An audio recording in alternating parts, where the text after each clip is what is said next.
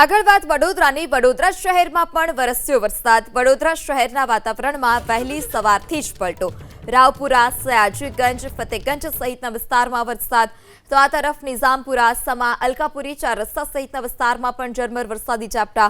Makarpura, Manjalpur, Ajwa road સહિતના વિસ્તારમાં પણ વરસાદ તો વાઘોડિયામાં પણ મેઘરાજાની એન્ટ્રી જોવા મળી। એક સપ્તાહના વિરામ બાદ વડોદરા શહેરમાં પણ મેઘરાજા કે જેઓએ ફરી એક વખત દસ્તક દીધી છે। નિઝામપુરા, સમા, અલકાપુરી, ચાર રસ્તા દરવાજા સહિત મકરપુરા, માંજલપુરા, આજવા રોડ સહિતના વિસ્તારમાં ભારે વરસાદ।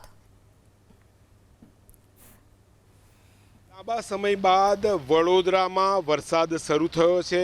અનેક વિસ્તારની અંદર વરસાદ જોવા મળી રહ્યો છે। સામે કોઠીના ઢાળેથી જે રીતે વરસાદ જોવા મળી રહ્યો છે, આગળ રાવપુરા, સયાજીગંજ, ફતેગંજ, નિઝામપુરા, છાણી, સમા, માંજલપુર, અલકાપુરી, આજવા રોડ, વાઘોડિયા રોડ સહિત અનેક વિસ્તારની અંદર આ પ્રકારે ધીરીધારે વરસાદ પડી રહ્યો છે। ક્યાંક ધીરીધારે તો ક્યાંક જોરદાર ઝાપટા પડી રહ્યા છે।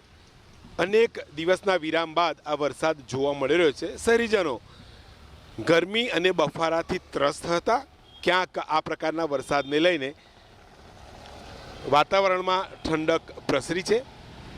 શહેરના મુખ્ય રોડ રસ્તા ઉપર કોર્પોરેશન દ્વારા જે ઝાડના ટ્રીમિંગની કામગીરી પણ જોવા મળી રહી છે।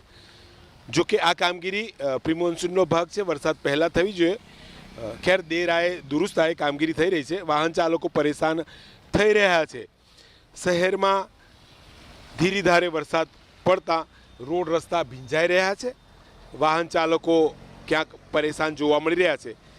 નહીં વડોદરા શહેર બલકે આસપાસનો જે પાદરા પંથક, ડભોઈ પંથક, સાવલીના આસપાસના ગામડાની અંદર પણ આ પ્રકારનો વરસાદ જોવા મળી રહ્યો છે। એટલે જે જગતનો તાત ખેડૂતને ક્યાંક વરસાદની જે વાવણી પછી જરૂર હતી તે જોવા મળી રહ્યો છે।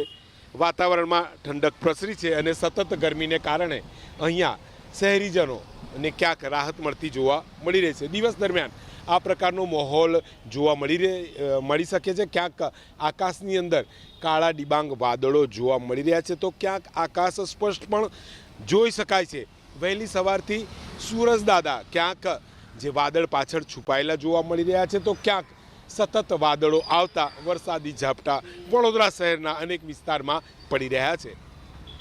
કેમેરામેન પરેશ ધોળકિયા સાથે લોરેન્સ પરમાર, એબીપી અસ્મિતા, વડોદરા।